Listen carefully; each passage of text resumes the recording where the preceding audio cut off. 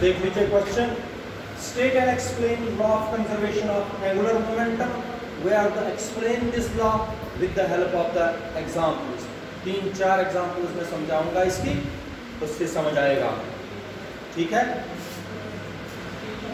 Law of conservation of angular momentum का पहले मैं स्टेटमेंट बताता हूं, याद करो। According to the law of conservation of angular momentum, the total angular momentum of a system remains constant if net external torque, force नहीं होता, मैंने पढ़ाया हुआ है इसमें कौन सा होता है, टॉर्क। यहाँ फोर्स लगता था लीनियर मोमेंटम में, एंगुलर मोमेंटम में क्या लगता है, शाबाश। अगर इधर देख लीजिए, अगर ये कोई सिस्टम है, in this system there are n number of particles, ठीक है, there are number of torques, particle 1 पर टॉर्क है tau 1, दूसरे पार्टिकल पर टॉर्क 2, फिर torque n, number of torques are acting on the system. According to the law of conservation of angular momentum, if net external torque, if net का मतलब total external torque acting on the system is 0, अगर total torque acting on the system is 0,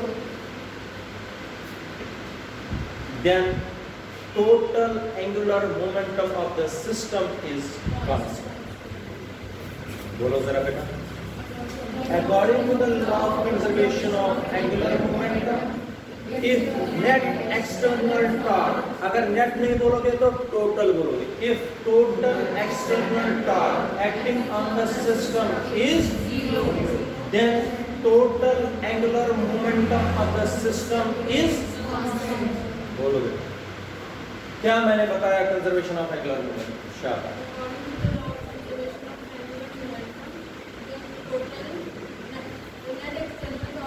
if बोलना है यहाँ पर, if net external torque acting on the system is, then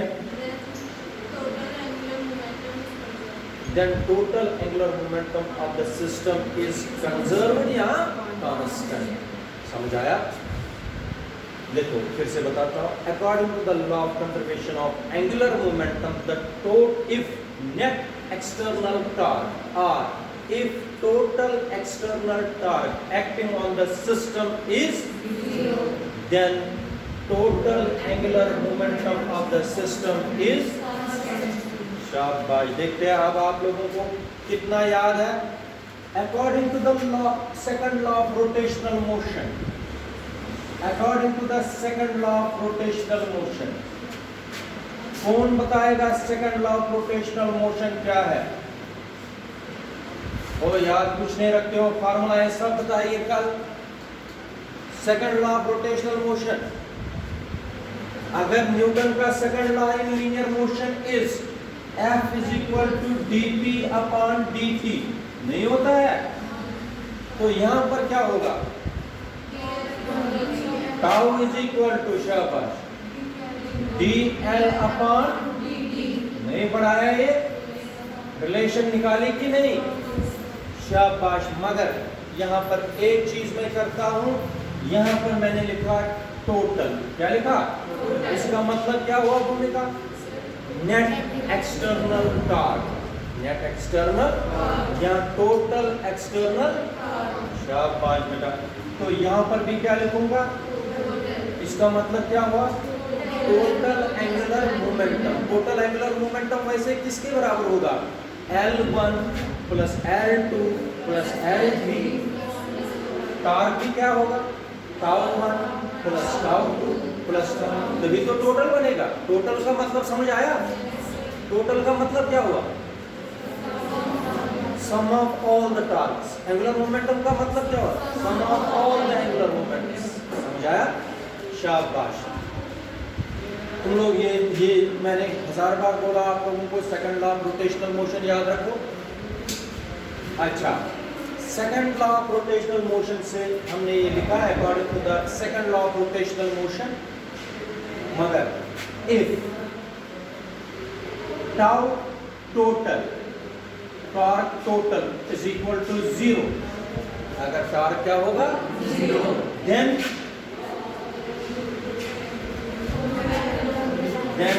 dl total upon dt, बेटा ये किसके बराबर होगा?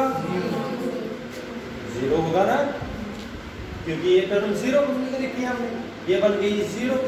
मगर मैंने पढ़ाया हुआ है आप लोगों को, डिफरेंशिएशन किसकी 0 होती है with respect to time? Differentiation of constant with respect to time is always 0। अगर डिफरेंशिएशन 0 है मगर यहाँ पर क्या है? L टोटल, डिफरेंशिएशन किसकी 0 होती है? इसका मतलब L टोटल क्या है?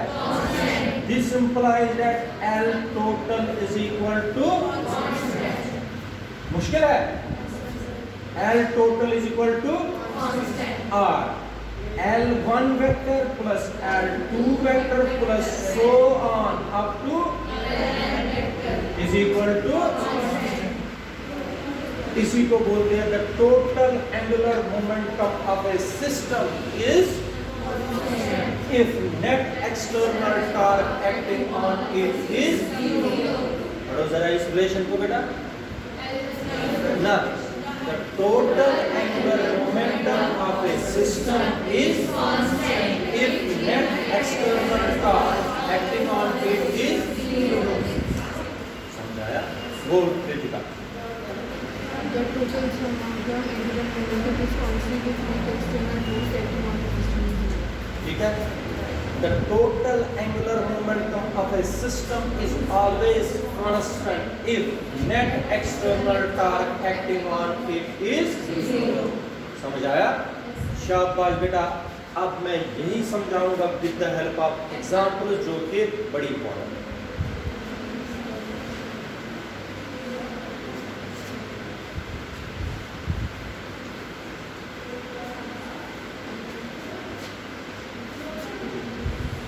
Examples.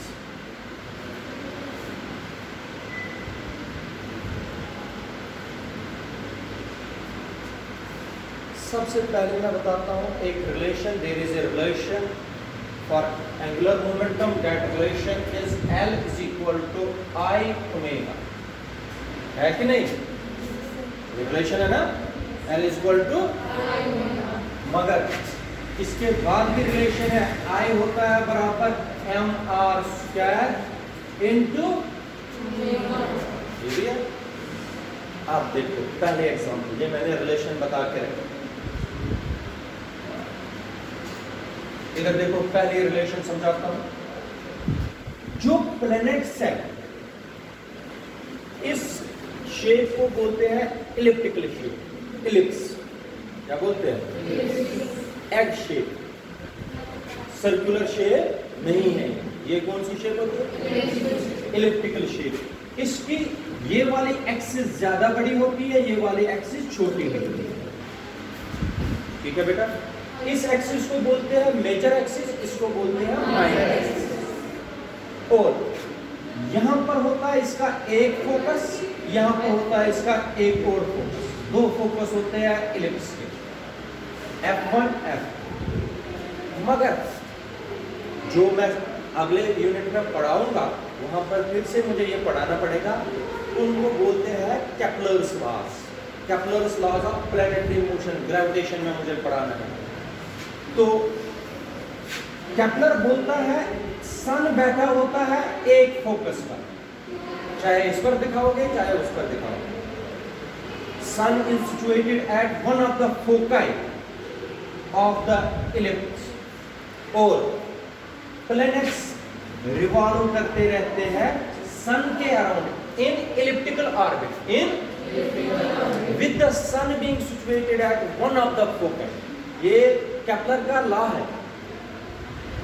प्लैनेट्स किस में रिवॉल्व करते रहते हैं?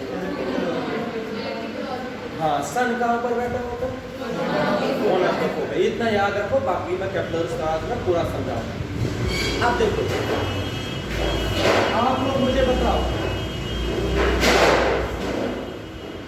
इधर देख लीजिए बेटा, प्लेनेट अगर ए पर है, ए पर अगर प्लेनेट है और बी पर है प्लेनेट, ये चल के यहां से चल के यहां से चल के बी पर क्यों चले? आप लोग मुझे बताओ प्लेनेट कहां पर सन के नजदीक है? अगर ए पर होगा तो ए पर अगर होगा तो दूर है, बी पर होगा तो आप देखो, अब ध्यान से समझना, ये बड़ा इंपॉर्टेंट पॉइंट है, फिर सारे पॉइंट्स में वही मुझे यूज करना है। आप लोगों को मैंने बताया एल होता है आई ओमेगा, मगर as per the law of conservation of angular momentum, the total angular momentum of the system is, बताया है ना? मगर इसका मतलब हो गया in other words, product of I and omega should always be ना zero नहीं, constant. Product of I and omega should always, इधर देखिएगा, उधर नहीं देखो, आई और ओमेगा अगर एक टर्म इसमें बढ़ जाएगी, क्या तो दूसरी टर्म जरूर क्या होगी, ताकि कांस्टेंट रहे मल्टीपल। समझ आया कि नहीं?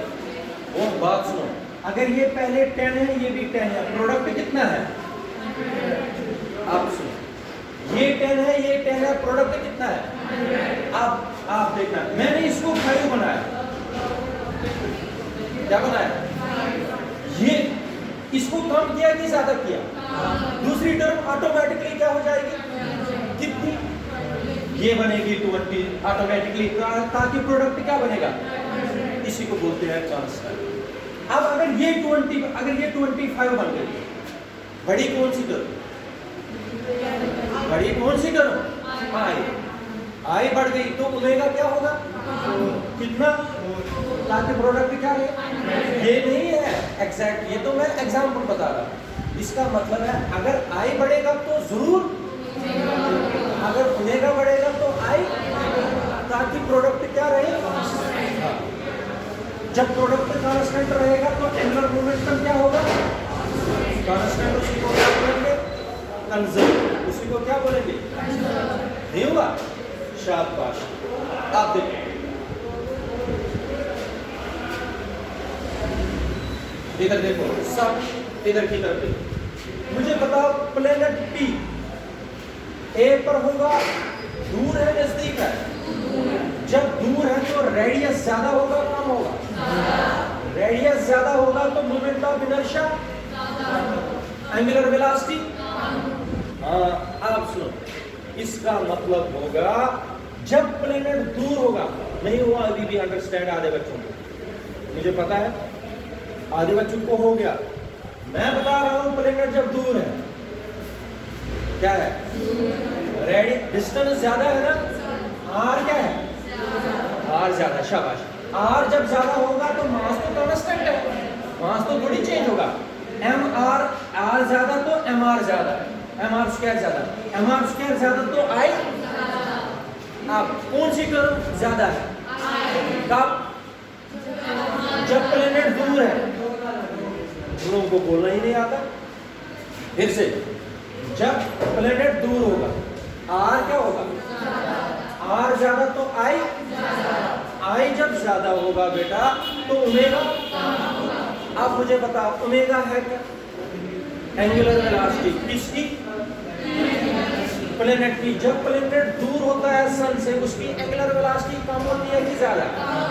वो स्लो चलता है। क्या चलता है, स्लो। कब?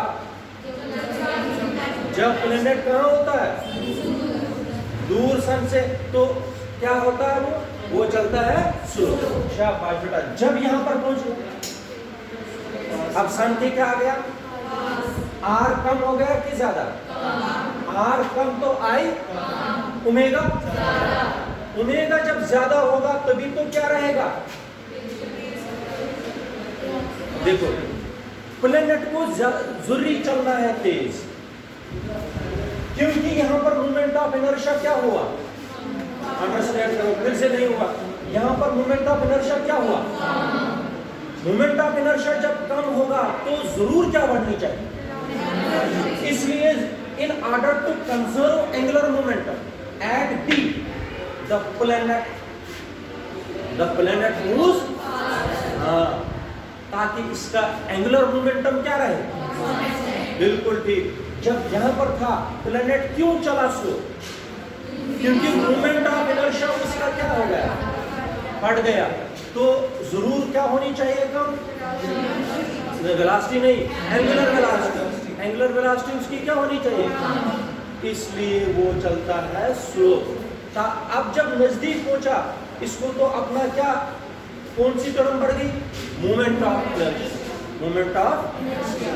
मोमेंट ऑफ इनर्शिया जब बढ़ गया इसका क्या हुआ, मोमेंट ऑफ इनर्शिया कम हुआ, तो जरूर इसकी क्या बढ़नी चाहिए, ताकि इसका एल आई और ओमेगा का प्रोडक्ट क्या रहना चाहिए। इसलिए यहां पर चलेगा ये, ताकि इसका टोटल एंगुलर मोमेंटम क्या रहे, बिल्कुल ठीक। अब ये फर्स्ट एग्जांपल थी। टॉर्नेडो जानते हो क्या होता है, टॉर्नेडो भवंडर नहीं होता, वर्लपूल उसको बोलते हैं, वर्लपूल भी बोलते हैं उसको, क्या बोलते हैं। आप लोग देखोगे कभी बिल्कुल धूप होती है, हवा इस तरीके से घूमती रहती है, ऐसे ऐसे हवा उठती है ऊपर की तरफ, मगर जो इनर लेयर्स है टॉर्नेडो की वो बहुत ही तेज चलती है, अंदर वाली लेयर्स क्या चलती है, क्यों, मोमेंट ऑफ इनर्शिया उनका, क्योंकि रेडियस इनर लेयर्स की क्या होगा ना, कम, छोटा है ना इनर लेयर्स का रेडियस क्या होगा, आउटर लेयर्स का। जब इनर लेयर्स का ज्यादा रेडियस है, शाबाश, मोमेंट ऑफ इनर्शिया क्या है ना, रेडियस कम, इनर्शिया भी कम, मार्क्स क्या कर रहे हैं, इनर्शिया कम, तो उसकी एंगुलर वेलोसिटी, ताकि उसका कंजर्व क्या रहे, क्या कंजर्व रहे, एंगुलर मोमेंटम क्या रहे। हम तो एग्जांपल्स एंगुलर मोमेंटम की समझा रहे हैं। इनर लेयर्स टॉर्नेडो का इनर लेयर्स का रेडियस कम होता है, एंगुलर वेलोसिटी, इसीलिए अंदर वाली लेयर्स बहुत ही तेज चलती है। समझ आया। अब देखो, अगर कोई कैट है वो यहाँ पर है, वो जंप करती है फ्लोर पर, लेकिन फ्लोर पर जंप जब करती है ना वो इधर इधर गिरती नहीं, वो फ्लैट उसी पर पड़ती बराबर, वो गिरते नहीं। हम अगर जंप करेंगे हम रोल करके जाएंगे, इधर गिरेंगे, इस साइड गिरेंगे, लेकिन कैट नहीं गिरती। वजह, अच्छा और एक चीज मैं बताता हूँ, इससे पहले मैं बताऊंगा क्योंकि वो देखा है आपने टीवी पर, वो समरसॉल्ट्स जानते हो, वो एथलीट्स क्या होते हैं, स्विमर, डाइवर उनको बोलते हैं, डाइवर, जो डाइव करके उस पट्टी पर बैठते हैं, फिर हाथ ऊपर करते हैं, अपने आप को स्ट्रेच करते हैं, फिर और हवा में ही समरसॉल्ट्स वो रोटेशन करते रहते हैं, फिर है ना, करते हैं ना। वो भी पता है किसकी एग्जांपल है, law of conservation of angular momentum. देखो, जब वो अपनी बॉडी को स्ट्रेच करता है वो क्या बढ़ाता है, रेडियस, क्या बढ़ाता है, रेड आर बढ़ाया, आर बढ़ाने का मतलब मोमेंट ऑफ इनर्शिया, तो मोमेंट ऑफ इनर्शिया जब बढ़ गया तो एंगुलर वेलोसिटी क्या है, कम हो गई, शाबाश। तो जब एंगुलर वेलोसिटी कम हो गई तो वो अब क्या करता है, अब जंप करने शुरू कर देता है, लेकिन जब जंप करता है वो रोटेशन करता है, उस वक्त क्या करता है, आप जब रोटेशन अपनी बॉडी को कंप्रेस मतलब कम करता है, नहीं हाथों को पकड़ता है टांग से, ताकि वो बॉडी रोल करके ही जाए। जब रोल करता है अपनी बॉडी को, रेडियस क्या करता है वो, जब रेडियस कम करता है तो उसका मूवमेंट ऑफ इनर्शिया और मूवमेंट ऑफ इनर्शिया कम, अपनी स्ट्रेच करने के वक्त रेडियस बढ़ गया। जब उसने अपने बॉडी को सर्कल जैसा बनाया, वो अपनी बॉडी को बॉल जैसे बनाता है समरसॉल्ट्स के वक्त, जब बॉल जैसे बनाया तो रेडियस क्या होगा, जब रेडियस का मतलब एक्सेस ऑफ रोटेशन से डिस्टेंस। अब आप लोगों को पता है जब उसने बॉल अपने आप को बना दिया, मोमेंट ऑफ इनर्शिया कम हो गया, लेकिन बढ़ क्या गई, उस एंगुलर वेलोसिटी से वो रोल करने में कामयाब होता है। समरसॉल्ट तब कर पाता है। अगर एंगुलर वेलोसिटी उसकी नहीं ना बढ़ जाएगी तो समरसॉल्ट नहीं कर पाएगा। समझ आया? तो वो भी किसकी एग्जांपल? ये एग्जांपल्स है लॉ ऑफ कंजर्वेशन ऑफ। याद रखा? इस तरह हमें ये पूरा का पूरा चैप्टर खत्म हो गया। तो कल मैं आप लोगों को न्यूमेरिकल सेंड करूंगा, लेकिन फिर मैं आपको नेक्स्ट टाइम जब आओगे, फिजिक्स का डिफिकल्ट पार्ट खत्म हो गया। अब आधे चैप्टर हमें है 5-5 दिन के, 2 चैप्टर है मुझे 5-5, 6-6 दिन के टोटल। उसमें है काइनेटिक थ्योरी ऑफ गैसेस और थर्मोडायनेमिक्स, 5-5 दिन के। आप लोग घबराना नहीं, आप लोग नहीं सोचना मुझे हमें पार्ट ए बहुत होता है, पार्ट बी हमें उतना नहीं होता। मैंने बताया 10 दिन के मुझे 2 चैप्टर वो निकल जाएंगे। फिर ये जो ग्रेविटेशन है इसमें 5-10 दिन का टॉपिक है, ये 5-10 दिन लगेंगे इसको। फिर हमें मेन एक चैप्टर रह गया, उसको लगेगा टाइम। तो याद रखना, मैं 11th को हमेशा करता हूँ खत्म इन फर्स्ट वीक या सेकंड वीक ऑफ जनवरी। आप लोगों को भी उतना ही लगेगा, उससे ज़्यादा नहीं लगता है। लेकिन अब मैं क्या कर दूंगा, आप लोगों को साथ में टेस्ट सीरीज शुरू कर दूंगा, साथ में टेस्ट सीरीज चलती जाएगी, क्योंकि तुम लोग फिर टेस्ट नहीं देते हो। इसलिए मैं नवंबर से ही शुरू करूंगा, इस सैटरडे से शुरू करूंगा, फिर कंटिन्यूसली टेस्ट सीरीज दूंगा आपको, वो डेट शीट दूंगा मैं। और अब मैं क्या दूंगा, नेक्स्ट टाइम आप लोगों को मैं एक शीट दूंगा, उस पर सारे इंपॉर्टेंट क्वेश्चन है। पहले एक शीट दूंगा, जितने भी यहाँ तक पढ़ा आप लोगों ने 6 चैप्टर, उस पर सारे इंपॉर्टेंट क्वेश्चन, उनको आप रटते जाओ, उन्हीं में से पेपर आएगा लास्ट में, उनको करते जाओ साथ में लोग। तो वो भी मैं शीट दूंगा आपको। फिर नेक्स्ट पार्ट के जितने भी क्वेश्चन है उसका भी आज शीट दूंगा, ठीक है बेटा? वो भी मैं नेक्स्ट टाइम दूंगा।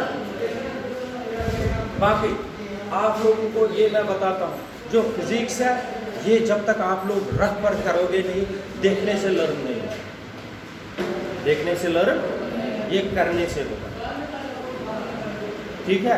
तभी आएगा, तभी 12th की फिजिक्स इजी लगेगी, वरना नहीं। चलो।